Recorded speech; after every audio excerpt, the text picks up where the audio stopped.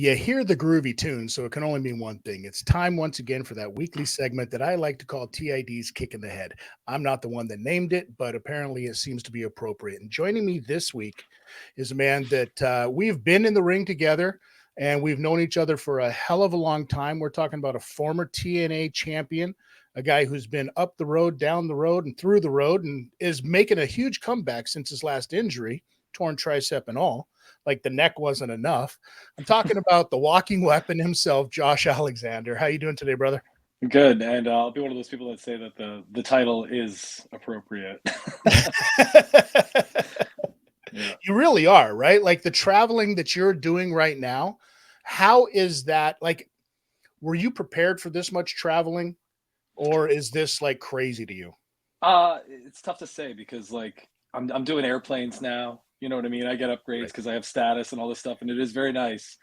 And I'm used to 10-hour drives to a show to work for, hot dog and a handshake and whatever bills you can get, and then driving straight back so you can make it to work the next morning and stuff like that. And I did that for so many years, just being like, the road warrior of the indies and stuff like that, that everybody, complains about. And then some people like me, take it as a badge of honor.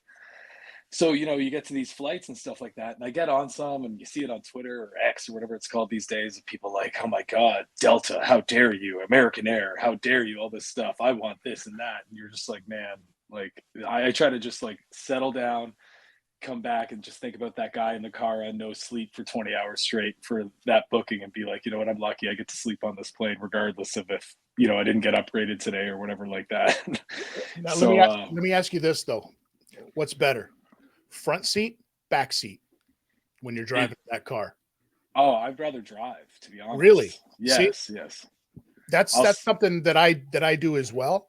I'd rather drive because I'm guaranteed the most space.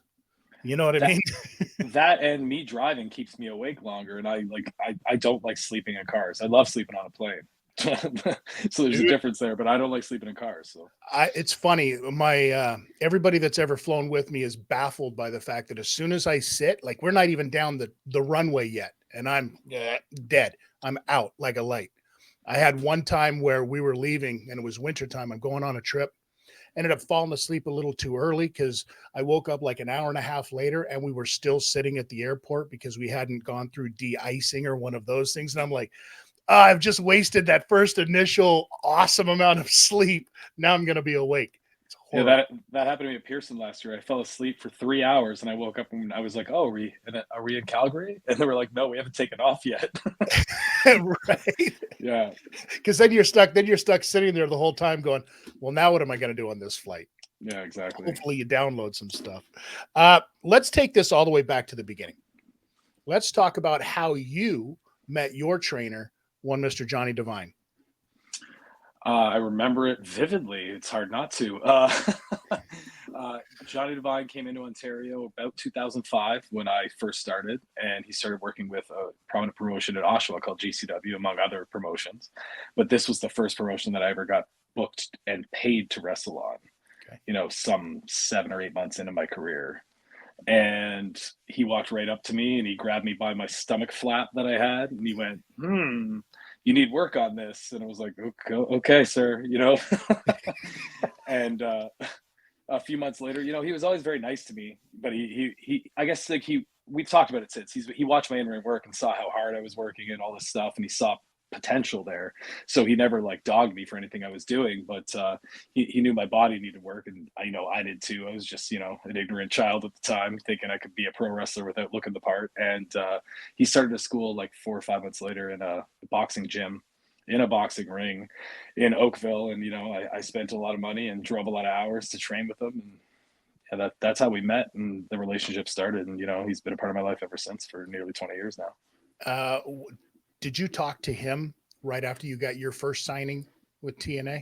Because I know that he was also, sorry, I should say Impact, but he was also a member of TNA as well, right? Was he able to give you some advice on that one? Not so much advice, because I mean, I saw him maybe 6 months before I had signed. We went out to dinner and stuff like that. I had some bookings out in Alberta where he was living at the time. I think he still does.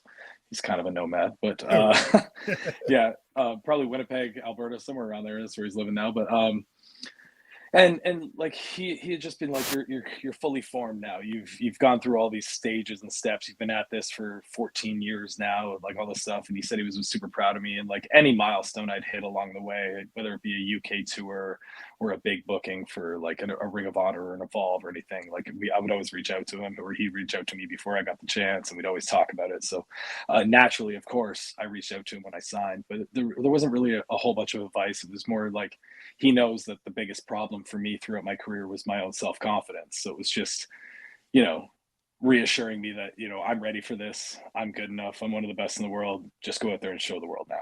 Why is that? Why was self-confidence such an issue for you? Was it something growing up? Was it like, were you run over by a giraffe one day? Like, you know what I mean? What was the problem? Just I was raised in a broken home, whether it was my mom and my stepdad, and my older stepbrothers who were like 15 years older than me, getting into trouble and stuff like that, or my dad who, just drank his life away. So I'd be there every other weekend and stuff like that, dealing with that stuff. And I grew up, and the only kind of thing I had to solve it was just stuffing my face with terrible food, and I became a 300-pound kid by the time I was 16 years old, and not an athletic 300-pound kid at all. Like I couldn't do a push-up or anything like that. I was very, very obese, and it's just no matter how good a shape I get in, all this stuff. Whenever I look in the mirror, that's the guy I see still. I'm always trying to outrun that guy. I'm always trying to, Do not you, be that guy, but it's the guy that's burned into my memory of me. So that's something that I deal with all the time. And I think it takes away from my wrestling work and stuff like that. So if I don't get to train every day, if I don't get to go to the gym every day and just work my routine, if that falls off for a few days because I get sick or travel or something like that, you'll see my confidence will take a hit. It's so just do, this process. do you Sorry, it's think just that a process I have to go through. is the workout regimen different now than it was when you were just riding a pogo stick? Yeah, it's fairly intense these days. As the bookings got bigger and like the notoriety got bigger and all this stuff, I find there's way more pressure on myself to look the part and be the part, as and there's times where I come down and I give myself my credit. Like I wrestle somebody like Moose in the main event of a pay-per-view who is a former professional athlete. He's been an athlete his entire life, training every single day. That's how he's made his money since he was a teenager, you know what I mean? And for me to be able to, out wrestle him and blow him up and like make him suck wind on the mat, that's where like I'm just like, you know what, man, I bust my ass for this. I am pretty damn good at this. And then, there's humbling moments where like last weekend, I just finished a run of antibiotics because I had bronchitis. I'm in there for 12 minutes with somebody, and at the end of it, I'm just huffing wind, just pushing myself to get through it. You know what I mean? But Now, it all comes in waves. did you let the person know that you were in there with that this is what you were going through? Yeah, yeah, I give him Okay, a heads up and all that stuff, but there's there's a Josh Alexander match that right. I'm known for. It's this Yes. pace that I cut, and I don't think I can slow it down, even if I wanted to, at this point, especially when I'm wrestling for TNA or something like that, where people around the world are going to see it. So I just got to kind of grit my teeth and push my way through it, which luckily I can, and I just suffer afterwards. But Not that somebody's going out there and like, tooting their horn going, I blew up Josh Alexander, yeah, right? Let me ask you this. And we talked about Johnny Devine, a second ago, who's part of TNA, and he was part of this Team Canada, all of that stuff. And nationality is a big thing for you as well on a lot of your stuff. And it seems to be a bigger thing for Canadians than it is for really any other country out there. Why is that? I think it's because collectively Canadians know how hard it is to get noticed in this country. And for the better part of the last 40, 50 years, we've had some of the best wrestling in the world. I think, the Stampede era of the Brett and Dynamite and all the other guys revolutionized pro wrestling. They made this hybrid of pro wrestling that was a hybrid of Japanese, British, North American style that, changed the business for the better, I think. And, it just completely revolutionized everything. And then now you have guys like when I first met Edge or Christian, the first thing we discussed is, did you do the death tour? I'm like, yes, I did a death tour. And then we talk about that. We have that in common and all this stuff. And that's what I was told when I was asked to do the death tour. It was like, it'll suck, but it's a rite of passage. You'll have something in common with all these other people. And like, Johnny Devine had told me that, and he was dead right. Like, you know what I mean? Like, it's just, a rite of passage you have to go through. And then getting noticed is even more difficult. You have the Kevin Owens and the Sami Zayns who had to go through all this stuff to try to get noticed. And for the better part, or for the most part, you have to be that road warrior. Like I I hit this moment in the early 2010s where I was just like, fuck it. I'm just gonna get in a car, take whatever bookings I can in America, skate my way across the border for as long as I can to try to get noticed, which is the most difficult part for Canadians because we're not legally allowed to wrestle in America. And for whatever reason, no matter how good the wrestling is up here, no matter how good the shows are up here, they do not get the notoriety on the independent scene of a lesser show in America. And So is to that, get, do you think that is because of the travel and not being able to cross the border? And so a lot of American promoters are just like, bring in so and so from as close as they are, right? yeah, it's that, and it's just breaking through that wall, man. You have to be so much more talented for a promoter in America to take a chance on you to book you because they know you might not make it for any given show because of that border. So with that said, how do you explain, because TNA and Impact, right? You almost have to put a slash in there somewhere now. Um, has had a habit, Scott D'Amore specifically, of signing a lot of Canadian talent. Was this something that that was deliberate, you think, by TNA because only Scott saw that there's so much good Canadian talent and a lot of it from Ontario, it seems like. I think it was certainly deliberate because of the talent, and that's it. It all comes down to the talent. If there was somebody more talented from Arkansas or New York State or something, they would have gotten signed before the Canadians. It was just if you take myself for example, like I had been doing this for 14 years at a high level, whether you know, whoever was coming in, whether it be a Roderick Strong or a Pete Dunne or whoever had notoriety, they were working with me in main events for years. Like that's the spot I was given in Ontario that I had earned over years and years of working with these guys. So to look at me in comparison to a lesser known person from America, it's just like this guy has the reps already. This guy's proven that he can go with anybody on a moment's notice for a main event. So that's an asset to a company like Impact Wrestling. And luckily enough, they took a chance on me, got me a visa, and as you can see, the last 5 years has worked out pretty good for I think they've gotten a return on their investment, and I've certainly shown that I was worth every penny of whatever they paid me when I first came in. So. Do you remember the first quote name that you worked? Yes, and it was super disappointing. To me, it was a name. At the time, it was Ring of Honor was a big thing, and like it was like 2007 or 8. And Jimmy Jacobs had been coming in. He wanted to do a tag match, and it was at a show that had 40, 45 people. And me being naive, 3 years in the business, I had no I was showing up being like, oh, he does this, he does this, he does this. I'll feed for this. I'll do this. I can take that for sure. It'll be awesome. And he showed up and he looked out in the crowd and there's 45 people and he didn't want to do anything. And 2, 3 years in the business, you don't understand this. You're just like, oh, this guy's phoning it in. This sucks. You know what I mean? Whereas now, if I was wrestling in front of 40 people, I probably wouldn't want to do all my greatest hits either, and take that risk on my body, knowing how far along in my career I am and how far along he was at this time. And I've talked to Jimmy about this since, and we've had laughs about it because I just didn't understand in the moment. So it was super disappointing. But yeah, I do remember the first name I worked where I was just like, shit, I got to level up. I'm not ready for this spot. And that was Roderick Strong. I wrestled him the night before a Ring of Honor show in Toronto at a local indie in Oshawa. And I died after like 6 minutes because that guy is like, he's dipped in flubber. I don't know how to explain it. He just doesn't stop moving, man. Right. And I was 5, 6 minutes into the match and we were going like 20, 25 minutes for that main event that night. And he just forced me to go through it like I was a dead body. And at the end of it, he's just like, you need to get in better shape, dude. And ever since then, that's when like I started doing the hour on the stairs every morning because I just never wanted to feel like that again. I never wanted to feel so inferior to anybody in the ring again. Now I've turned into the guy that, Roderick Strong was known for 10, 12 years ago. I'm the guy that blows people up now. So. And did you get a chance to redeem yourself against him? Never have. No. Not But yet, huh? we've talked about it. We've laughed about it. But never say never in this business. But. Yeah. I mean, worst case, you can invite him down to the school, right? Yeah, sure. You do one of those dark matches in the gym only. Yeah, Apollo and Rocky. Yeah, right. That'd be hilarious. Um, you talk about coming up, and you weren't always a singles wrestler. You did a lot of tag stuff at the start.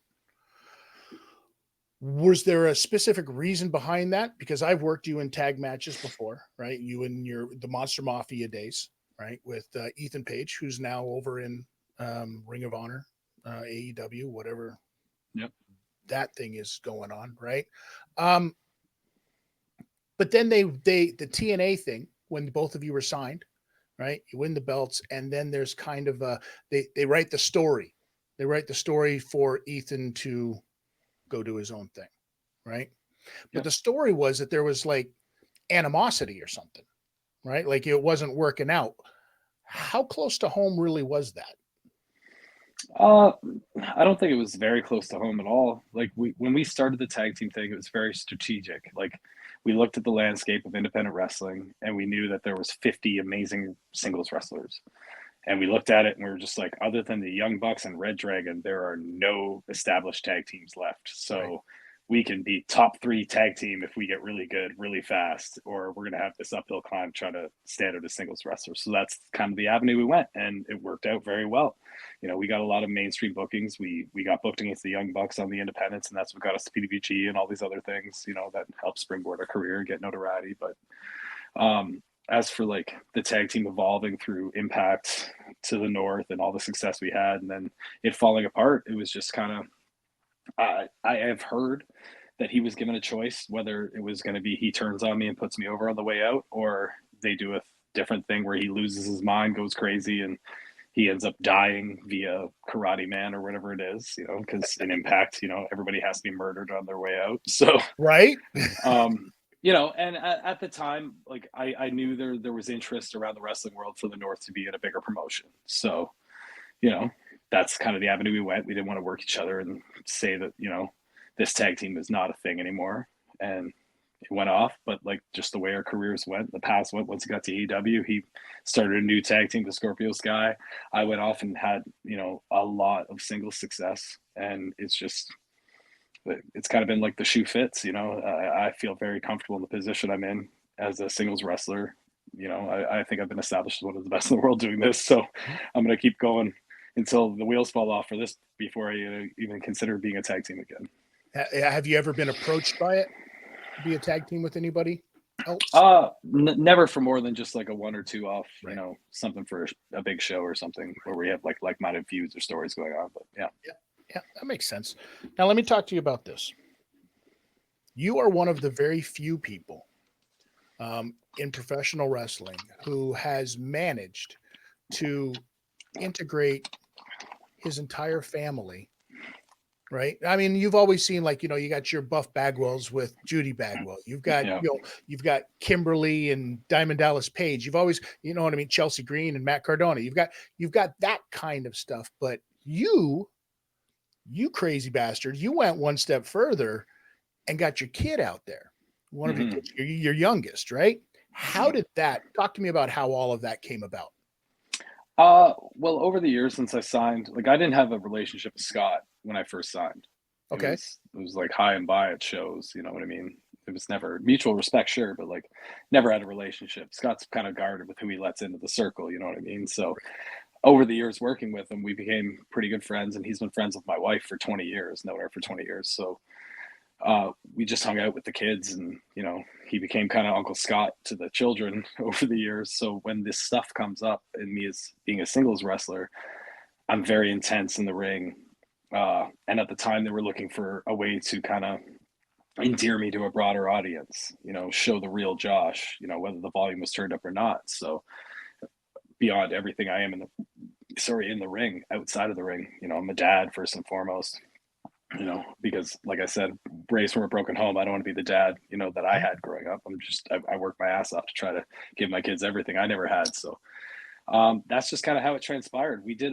I did a Destiny show, and Jet, who's obsessed with wrestling, my youngest, had a singlet and headgear and all this stuff, and he just wanted to pretend to be me. And before the show, he was doing my entrance because he would always do it at home, but this time he Right. got to do it in the ring. And my music hit that night. He was standing beside me to say good match. And I just bent down to him and said, if you want to go do your entrance, go do your entrance right now. And like it was never pre-planned. And he just went out and he hit it perfect, like every step. He wasn't scared from the 500 people that were in the building losing their minds, all this other stuff. And I think Scott saw that and he was like, "Do you think he could do it at Rebellion?" And I was like, "For sure." Like I asked him, he was just like, "Oh yeah, no problem, Dad." Like I want to. Like he loves the fanfare. Like whereas me thinking about me being a 4 year old, I'd be terrified of crowds and all this other stuff. But Right. he embraced it tenfold and like hit his entrance. My oldest son was in the ring when Moose stole the title from me after Christian, and since then, with the bully Ray stuff, my wife got involved physically and helped kind of get it over and get some heat on it because you can only beat me up so much because my whole gimmick's that you can beat me up and I just keep coming back. I'm never going to give up. So to get real sympathy, you really got to threaten my wife, I guess. So um, it just kind of all came together, and now my wife works for TNA with me. We get to travel on the road. We bring the kids with us pretty much to every show, which is good and bad because you got to manage these children and these Right. maniacs. But I just hope they grow up to appreciate all the things that they get to do. Like I look at my sons jumping around a ring before TNA shows with all these wrestlers, and I'm just like, I hope they know how cool this is because I had to wait till I was 18 years old and pay a lot of money to even touch ropes and Right. see what a ring felt like. And they're growing up in the ring. So How hard was it to explain the physicality and the violence behind what it is that you do? n- not difficult at all. I Really? like, I, I mean, there's been instances where I've lost because for the better part of Jet's life, I've been winning nonstop. And finally, when I lost for the very first time, which was Alex Shelley at Bound for Glory this past year, and he thought I was going to get the belt back and all this stuff. That's where the first tears came up. But physicality, me coming back bleeding, luckily it happens so many times that like Jet just kind of goes, "Oh, you have another ouchie." You know what I mean? Like it's just like whatever. It's not like you're bleeding and you need to go to the hospital and like you're so Right. hurt. Like he just rubs it off just like everybody else. So um, I've been very lucky that my children haven't thought the violence was real, but the, not having the belt, that's real to Jet. That's the problem. That's even more important. Yeah. Oh no. He's gonna grow up to be such a jaded human being. No pun intended. Just the fact that he's gonna be like, hurt. You don't know about hurt. Rub some dirt on it and get back out there, kid. You know what I mean? That's what he's gonna grow up to be like. I hope so, man. Because I am a coach at a wrestling school, and there's some people that get bruises on their arms, and they're out for a week, and I'm like, man, you are not built for this business. Dude, is it okay?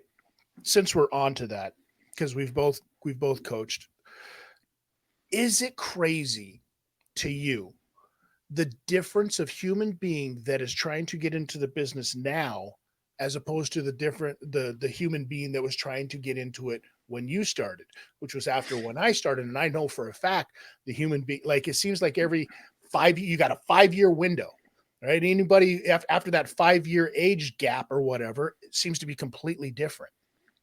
It's not crazy because I've seen it happen. I saw it in my own generation when I was wrestling. It was just something that was instilled in me, like for whatever reason. I just never wanted to get out of a ring. I had this true passion for this that if my knee got banged up while I was training, I might be stupid for doing this, but I didn't want to show that my knee was banged up because I didn't want them to tell me I couldn't train.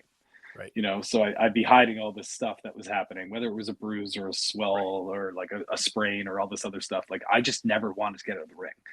So like that's kind of the mentality I always had. And then when I trained with Divine, it was like, you don't know what hurt is. Like I've been wrestling with a torn ACL for a year Mhm. and I just wear this brace. And then as I progressed through my career, I wrestled with a torn knee for 2.5 years of my impact. My whole title run, my knee was torn and I didn't get it fixed until my tricep went. And then I just called the surgeon. He was like, "Yeah, I'll fit you in next week. And you'll be healed in 6 weeks." I had knee surgery in secret just to clean up my knee finally, to get me back to 100%. But like wrestling, there's no off season. There's no time to get stuff fixed, especially if you're on a run. So you just got to keep going.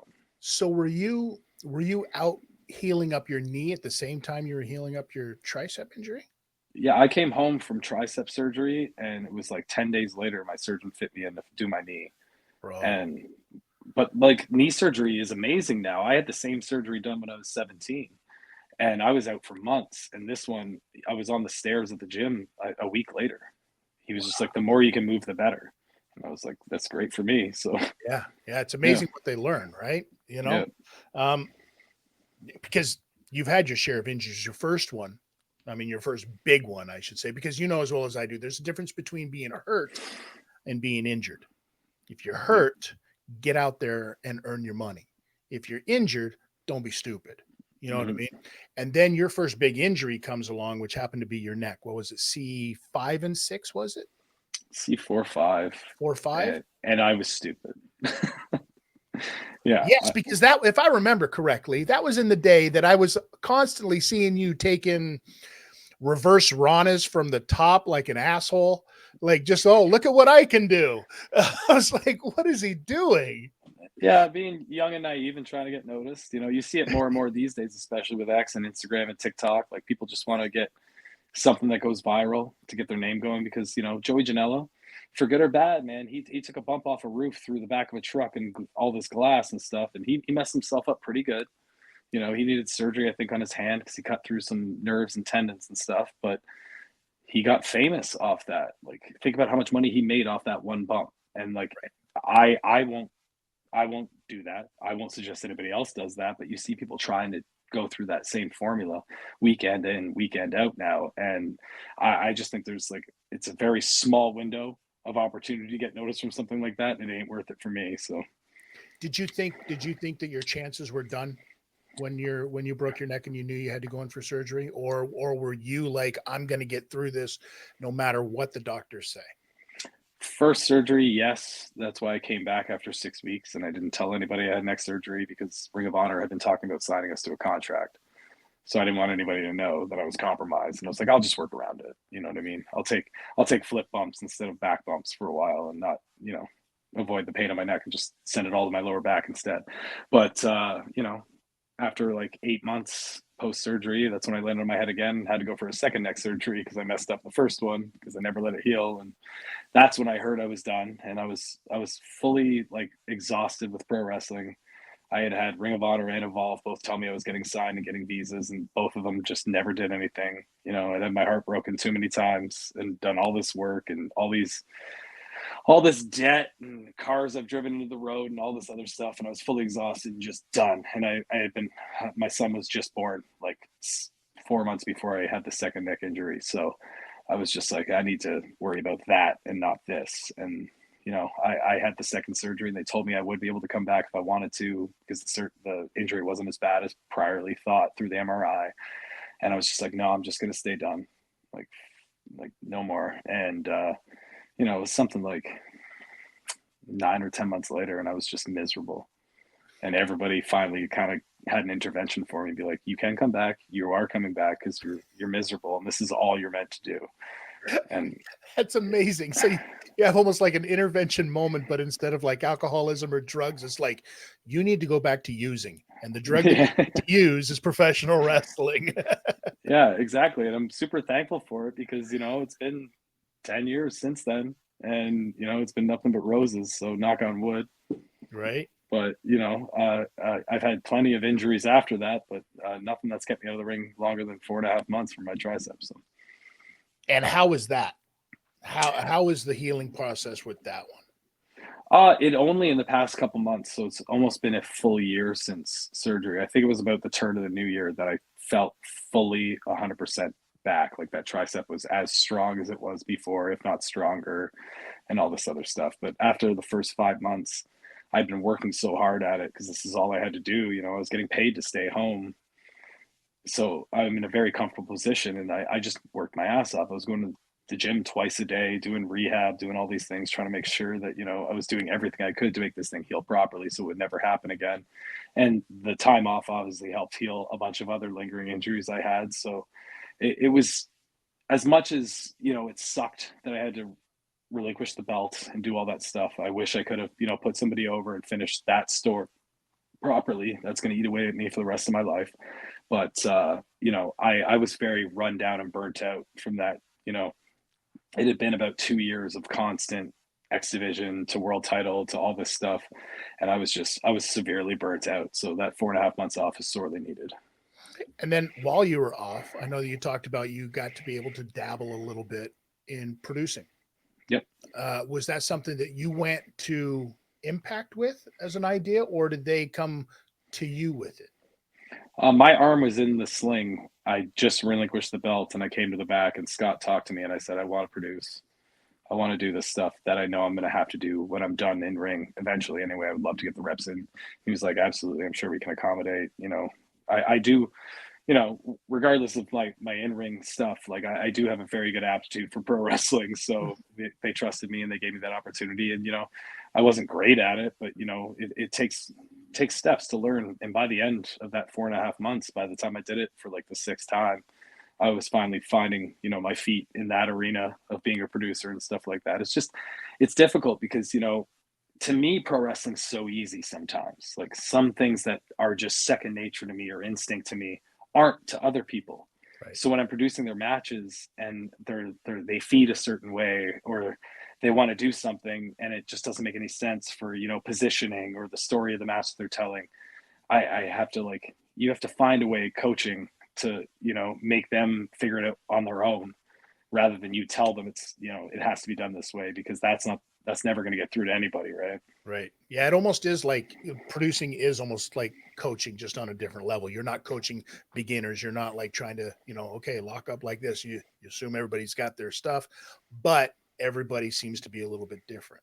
Was Mhm. there was there ever a favorite segment for you so far that you produced? Oof. I don't know. I didn't have a lot of like high profile anything. I was producing a lot of explosion stuff. Okay. I did produce a Joe Hendry match, and that's where he first wanted to implement a couple camera angles and shots for like poses and stuff that he does in the ring because he's more theatric, Yeah. than whatever. So they do the opposite of the Okada shot for him when he does like the turnaround shot that leads into his finish. And I was the first one that kind of implemented that when it happened. So Look it was at pretty you. cool. Huh? So Joe Hendry basically owes you everything, is what you're saying right now. It was his idea, but I'm the one that told the truck, "Hey, get That's ready right. for this." That's right. That's right. So take the Yeah. credit, damn it. um, Recently, you just had your contract extended, right? Which all came at this weird, wacky, wild time in Impact Wrestling because it was, you know, we all know by now the whole Scott thing was not as big a surprise to him as it was to everybody else in the locker room. Again, goes back to that what we talked about before. Scott's very private on a lot of his stuff, who he lets in, who he's going to talk about this stuff with. But then at the same time, your contract all of a sudden gets picked up because you, by your own admission, said that you were kind of wanted to see what was going to happen out there in the free agency market. Mhm. Did anybody ever contact you and kind of like, hey, when is your contract up? We want to sit down and have talks with you. Or was this like, I'm just going to jump out there and see what happens? Nobody's ever contacted me from any company in specific. I've had people from other companies that I know and I'm friends with ask me when my deal's up, Mhm. and I've told them that, and they've been like, "Well, I think you'd be a great fit here." You know what I mean? But like other than that, nothing's ever been said. It's just I'm pretty confident in where I am in wrestling right now, looking at the landscape of what is on TV for other promotions and stuff like that, and seeing where I would fit. And I've never been, a free agent per se. Like my last deal, I knew that I had more stuff to do in Impact and TNA when I negotiated that with Scott, which was the 2 year deal plus the third year option that the option that just got picked up. And I wanted to stay and establish myself more as a single star in pro wrestling, so that's why I stayed for that next contract. So the one thing that I think I'd be doing a disservice to myself in my career, especially being 36 years old right now, and my family to not see what else is out there. So I when my 2 years was up, I asked them, it's business. I totally get it if you want to pick it up. If you don't, I would love to explore their options out there. And you guys have a seat at the table as well to bring me a deal. Like it's not like I want to leave. It's just I want to see what's out there. And they said they want to pick up the option. I have a toy coming out this year. I have all this other stuff. So securing me for the other another year makes a lot of sense for them business wise. Totally get that. But by the time this year's up, I'm sure I'm going to explore other options and see what's out there. Whether it be, I've always wanted to wrestle a very good amount in Japan. I have not been able to do that a great deal. That's something on my bucket list. There's wrestlers I want to wrestle that are in other companies that I will otherwise not get to wrestle unless I go to those companies. So Right. there's stuff I need to take into account, and it's just that weird part of the business, man. Who's at the top of that list? Well, New Japan for sure. Like I want to wrestle Shingo before he's getting up there in age. He's in his mid 40s right now. Before he slows down, like I Ishii was at the top of the list, and I got to wrestle him a few times now. So that's amazing. But like, there's of course the Bryan Danielsons in AEW or the Swerve Stricklands in AEW. Like I love their work. I want to see what I can do with them.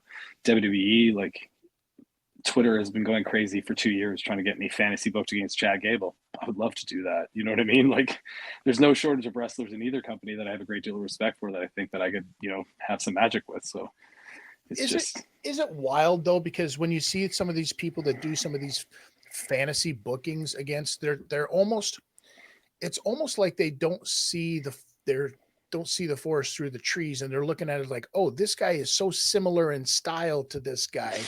And you've been down this road long enough. That sometimes that doesn't always work out. It ends up being more of a clash of styles than anything else, right? yeah. Have you ever talked to anybody about what it is that you want to do next in TNA?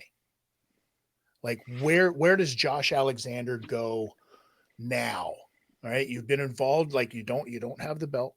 There, you're kind of like all roads are open, right? So where does the walking weapon walk to? Hey, you like that, huh? Yeah. Well, when new management came in, we had like a sit down meeting, and they asked me that exact same question. They was Right. like, "What do you want to do?" And I was just like, I honestly I don't know. Like, if you look at the checklist of things, I have done everything here, and there's new names trickling in and out. Like I would love to work with Mustafa Ali. I would love to work with Nick Nemeth. These new names that come in and may leave. We never know, but yeah, like I don't know. I think there's always a story to tell, you know, to keep me interested. Like me and Steve Macklin are like best of friends. We've worked together. I think there was more meat on the bone for us having a feud rather than the one match we had Right. after I returned from my tricep injury. So I'd love to dip back into that. We've also talked about what if we tag up and do like a 2-man power trip thing that ends up into a feud and stuff like that. It's just fantasy booking, in the lobby after a show, being like, what can we do next? Well, what can we pitch? Blah blah blah. But for me, like I've always just trusted the writing team, like R.D. Evans, and like now Tommy is a part of it, and Hunter Delirious is a part of it. Like I trust them all to like tell these stories. I think now, especially more than ever, RD especially knows me, the character Josh Alexander, just as good as I know the character Josh Alexander. It took me a very long time to know who I was. It's only in the past year or two that I've really come into my own skin and felt very natural doing everything I do, especially in promos and stuff like that. So, I have a great deal of trust for them. It's just there's all these things on the table right now. Like, am I going to sign an extension so I'm going to be here for 2 more years and they can write these crazy stories? Or is my deal going to come up in February? I'm going to shop elsewhere. So it needs to kind of put a hold on all that stuff to figure out what's going on. It's just the business part gets in the way of the in-ring part sometimes.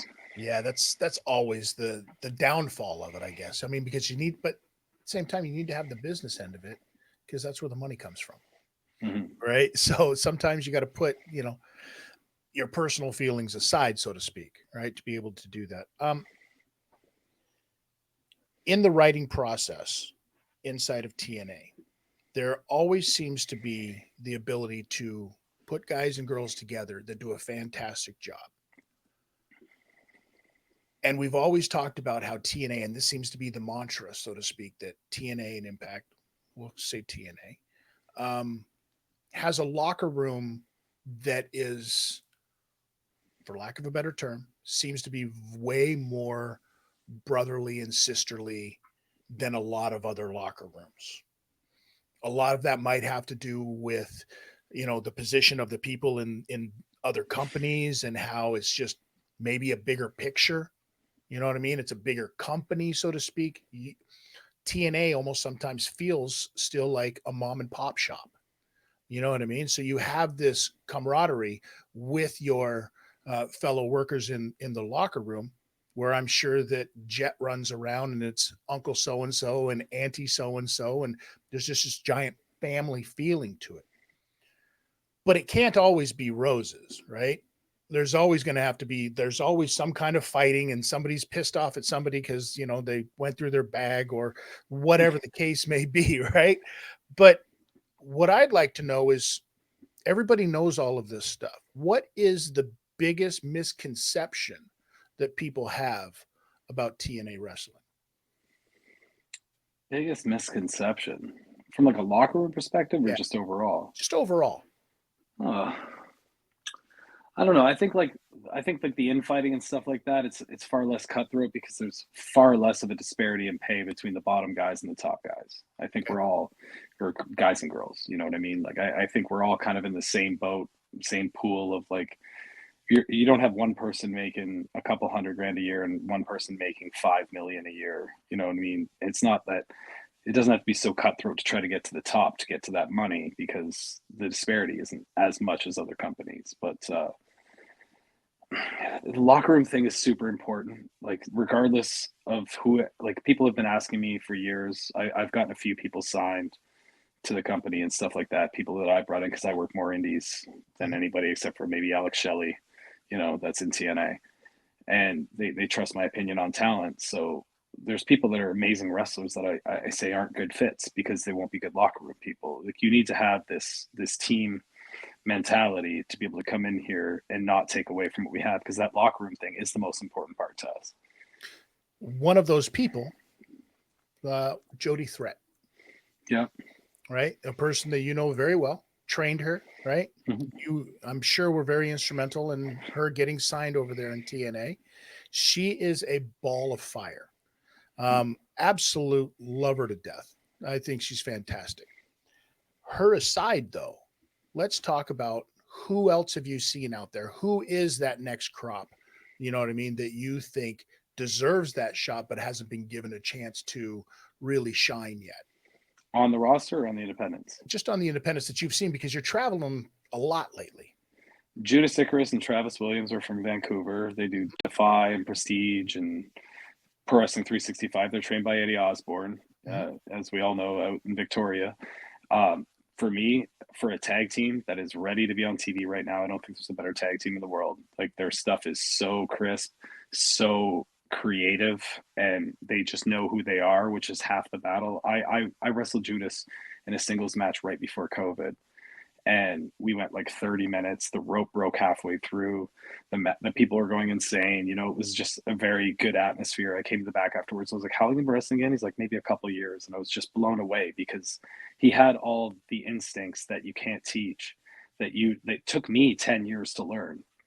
2 years in, like just the pacing, the selling, the paying attention to the little things that you need and all the stuff that would make you TV ready. Like I think those guys are supremely talented, should be signed. I had a list of 10 people I sent to Impact some like 2, 3 years ago. And on the list I'm going, Bounty Keith, he will be signed by AEW sooner rather than later. Please look into him ASAP.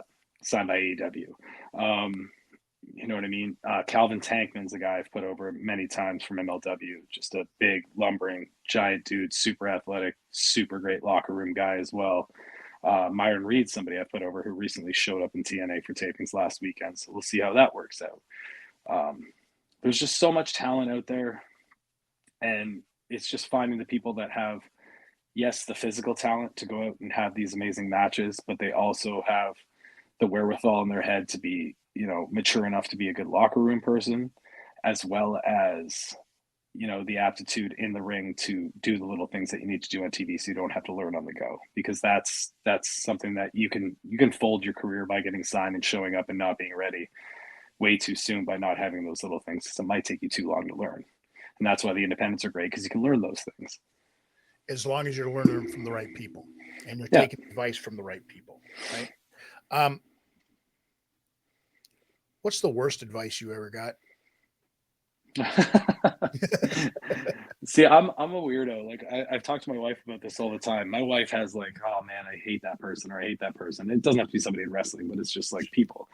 And like I have to, like, if you ask me who I hated right now, I wouldn't be able to think of it. Like I don't retain negative things. I don't want to use my energy on anything negative. So worst advice.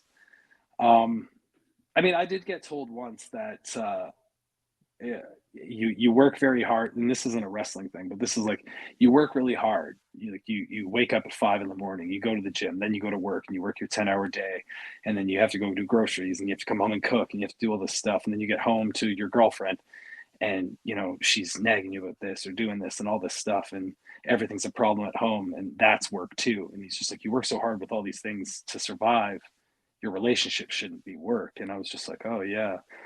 So like, I'm not saying there's regret involved in this, but like like the second like a relationship was work, I was just like, oh, this is done.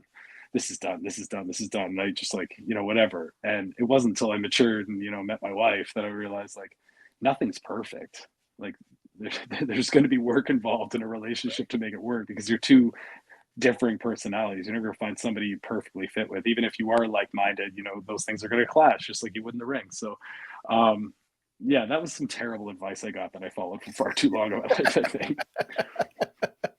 That's amazing. Um, let's talk a little bit about the school before we Mhm. wrap up here. How did this come about? And how has that helped your relationship with Scott Demore? I was on his couch, at like 2 o'clock in the morning, just shooting the breeze. And he brought up, have you ever thought about, you know, opening another wrestling school? Because I had one prior to COVID. And I was just like, nah, not really. I'm not a business guy. Like, my school didn't make money. My school at best broke even, because I don't, if you can say you want to do this, but if I know you're not going to be able to do this, I'm not going to take your money. Right.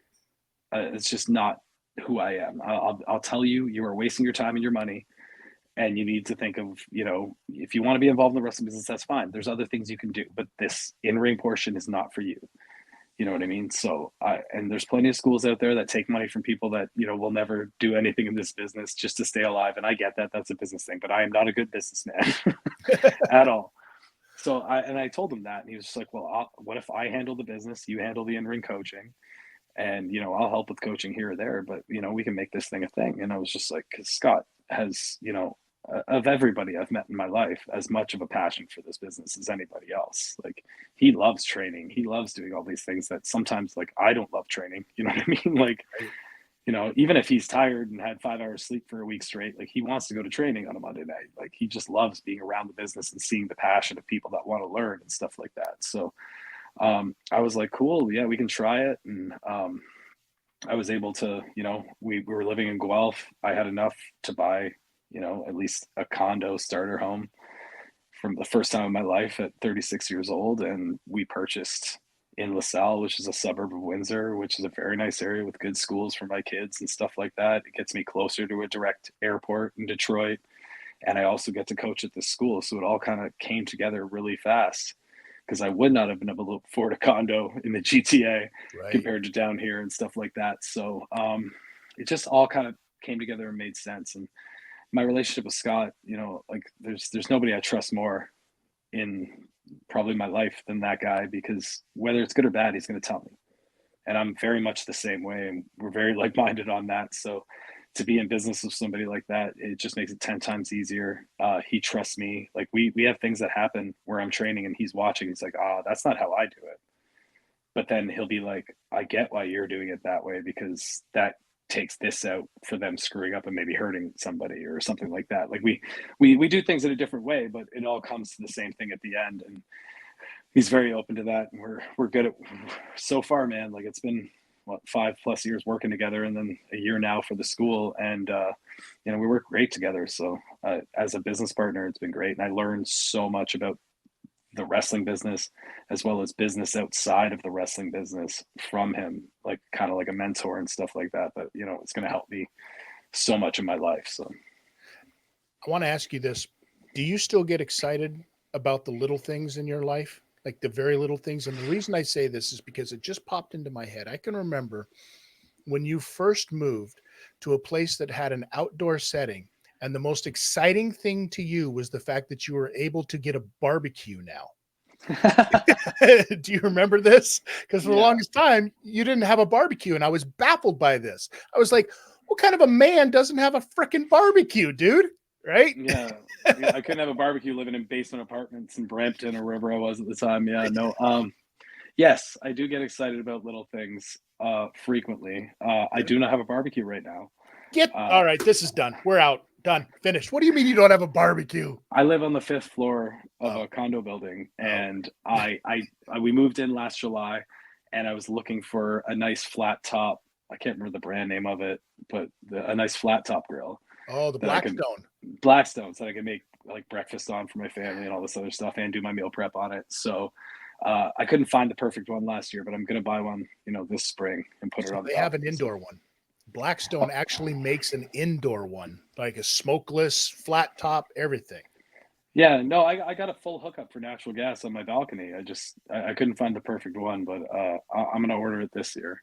I Well, there just you go. Ladies and gentlemen, we're going to start a GoFundMe to get Josh Alexander and his beautiful family a damn Blackstone out there. If you're really good, listen, I got the one that has actually 2 air fryers in it as well. oh, Yeah. you're on a different level than me. Well, I smuggled it back from the States. Who are we kidding? It was way cheaper down there. Yeah. So outside of the school, outside of Impact Wrestling, what is it? And because you're traveling way too much, what is it that allows you to have some downtime? What do you enjoy doing outside of that kind of stuff to relax? And don't give me this I don't have any time to relax thing, because everybody still has to have that one little thing of their, you know what I mean, their personal space.